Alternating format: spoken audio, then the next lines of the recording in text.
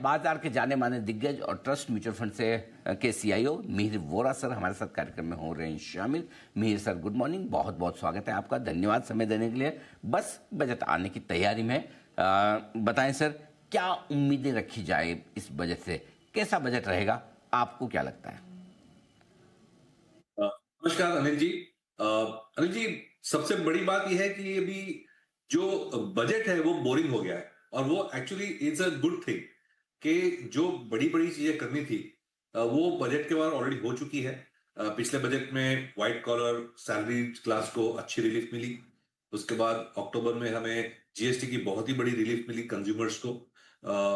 फिर जो थोड़ा बहुत ट्वीकिंग करना था टैक्स कलेक्शन के लिए, जो टोबैको पे सिग्निफिकेंट जो बड़ा हाइक किया टैक्सेशन का, वो भी हो चुका है। तो मेरे ख्याल से इनकम टैक्स और जीएसटी में कुछ ज्यादा करने की जरूरत नहीं है, जो है वो ठीक ही चल रहा है।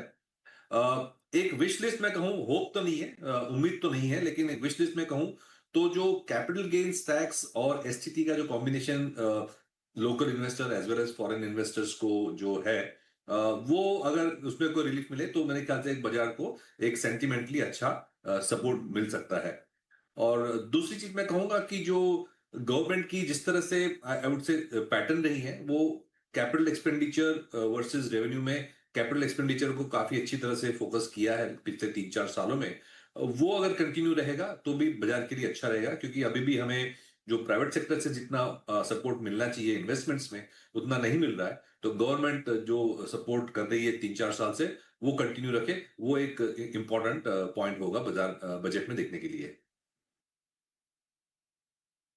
बिल्कुल ठीक बात है। तो थोड़ा सा कैपिटल मार्केट से रिलेटेड टैक्सेशन ठीक कर दिया जाए, ये एक रिलीफ वाली बात हो सकती है। सर, फोकस कहाँ रहेगा बजट का? कहाँ पर आपको लगता है कि सरकार ज़्यादा फोकस करेगी? कैपेक्स पर, वित्तीय घाटे पर, या कहीं और कुछ ऐसे सेक्टर्स पर जहां वो अलोकेशन बढ़ाकर अपना फोकस डालेंगी? क्या क्या क्या आपका व्यू है? एक सिग्निफिकेंट मैं कहूंगा जो चेंज गवर्नमेंट ने अनाउंस किया है, आरबीआई गवर्नमेंट ने, वो है कि जो बजट की जो टारगेटिंग पहले जो फिस्कल डेफिसिट के परसेंटेज पे होती थी, उसकी उसकी वजह से उसकी उसकी जगह पे अब डेट टू जीडीपी पे फोकस करेंगे। तो करंटली हमारा जो overall debt to GDP ratio है अबाउट 56% का है, वो धीरे धीरे करके 50% तक लाने की ट्रेजेक्टरी गवर्नमेंट ने अनाउंस करी है। उसकी वजह से इनडायरेक्टली डायरेक्टली जो हमारी फिजिकल डेफिसिट की 4%, 3 to 4% की जो ट्रेजेक्टरी थी, वही डायरेक्शन में जाएंगे। बट एक ये माइंड फ्रेम चेंज है। उसका बेनिफिट ये होता है कि अगर जीडीपी ज्यादा ग्रो करती है तो हमें टैक्स कलेक्शन ज्यादा मिलते हैं, और फिर गवर्नमेंट को स्पेंड करने की भी कैपेसिटी थोड़ी बढ़ जाती है। तो उस तरह से मेरे ख्याल से डेट टू जीडीपी टारगेटिंग एक सिग्निफिकेंट चेंज जो है वो रहेगा। तो ये इंटरेस्टिंग रहेगा देखने के लिए कि फाइनेंस मिनिस्टर जो है वो डेट टू जीडीपी का जो पाथ जो है वो किस तरह से FY 27, 28, 29, 30 में किस तरह से प्रोजेक्ट करती है, वो एक इंपॉर्टेंट होगा। मेरे ख्याल से कंजर्वेटिव और रिस्पॉन्सिबल ही होगा, क्योंकि अभी अभी हमारा जो ओवरऑल ग्लोबल क्रेडिट रेटिंग है इंडिया का, वो अपग्रेड हुआ है पिछले 1-2 साल में। तो उसको इट्स क्वाइट प्रेस्टिजियस। उसको मेंटेन करने के लिए हमें एक फिजिकली रिस्पॉन्सिबल कंट्री की तरह अपने आप को प्रोजेक्ट करना है। और ये जो डेट टू जीडीपी का जो ट्रेजेक्टरी बताया है, that is a way towards that, showing that physical responsibility. तो ये एक मुद्दा है। दूसरा, जैसे मैंने कहा कि पिछले वो पोस्ट कोविड जब प्राइवेट सेक्टर इन्वेस्टमेंट्स थोड़ी वीक थी, तो गवर्नमेंट ने डिफेंस, रोड्स वगैरह, रेलवेज वगैरह में और बाकी सब इंफ्रा में स्पेंडिंग काफी बढ़ाई है। ऑलमोस्ट 20-25% कंपाउंडेड ग्रोथ गवर्नमेंट ने दिखाई है कैपिटल एक्सपेंडिचर में। अब ऐसा लग रहा है कि जो प्राइवेट सेक्टर की जो कैपेसिटी है वो धीरे धीरे करके वापस आ रही है। तो क्या गवर्नमेंट जो 20-25% ग्रोथ इन कैपेक्स अभी तक कर रही थी, उस पे ब्रेक लगाएगी? मुझे लगता है कि ओवरऑल 10-15% कैपिटल एक्सपेंडिचर का ग्रोथ आ सकता है, but with in that defence में भी गिवन अ बिगर प्रायोरिटी, वो एक उम्मीद है। अदरवाइज जो रूरल योजना है, फॉर एग्जांपल जो प्रधानमंत्री ग्राम आवास योजना है, नल से जल में थोड़ी ब्रेक लगाई हुई है, वो सब रिवाइव करके उसमें भी अलोकेशन बढ़ सकती है। तो ये 2-3 चीजें बजट में इंपॉर्टेंट रहेगी देखने के लिए। ये कैप्सूल बाद में लेना है, पहले लेना है?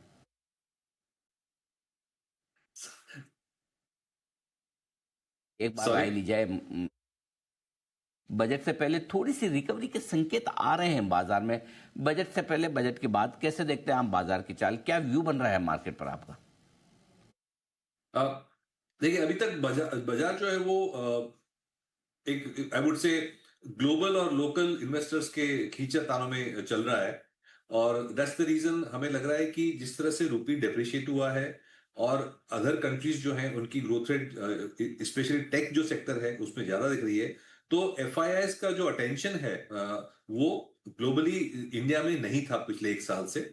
तो मुझे लग रहा है कि एफआईआईज को खुश करने के लिए कोई स्टेप्स अगर करें तो एक बजट में इंपॉर्टेंट स्टेप हो सकता है, जैसे हमने कहा कैपिटल गेन्स वगैरह में थोड़ा बहुत ट्विकिंग कर सकते हैं, एंडाउमेंट्स या सोवरेन फंड्स के लिए उस तरह की ट्विकिंग हम देख सकते हैं। बट एज वी स्टैंड मुझे लग रहा है कि जो बाजार की जो की ड्राइवर्स हैं वो बजट नहीं है, वो हमारी जो नेचुरल रिकवरी जो चल रही है वो सस्टेन होगी कि नहीं वो एक इंपॉर्टेंट है। मुझे लग रहा है एक ग्रीन शूट्स हमें दिख रहे हैं, कंजम्पशन ठीक चल रहा है, प्राइवेट सेक्टर कैपेक्स वापस आ रहा है। ओवरहैंग जो था यूएस ट्रेड डील का वो अभी भी है।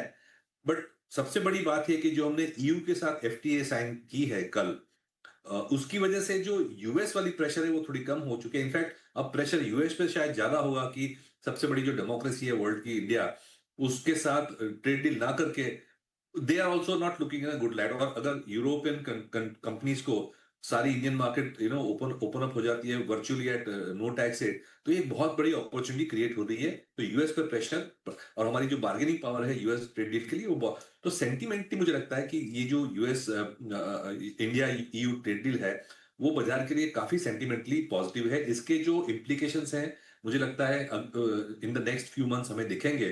And that will be a very positive implication across sectors, न सिर्फ टिपिकली लोग बात करते हैं टेक्सटाइल में अच्छा हो जाएगा, इसमें अच्छा हो जाएगा। मुझे लगता है ये ओवरऑल इन्वेस्टमेंट एनवायरनमेंट के लिए, डिफेंस कोऑपरेशन के लिए,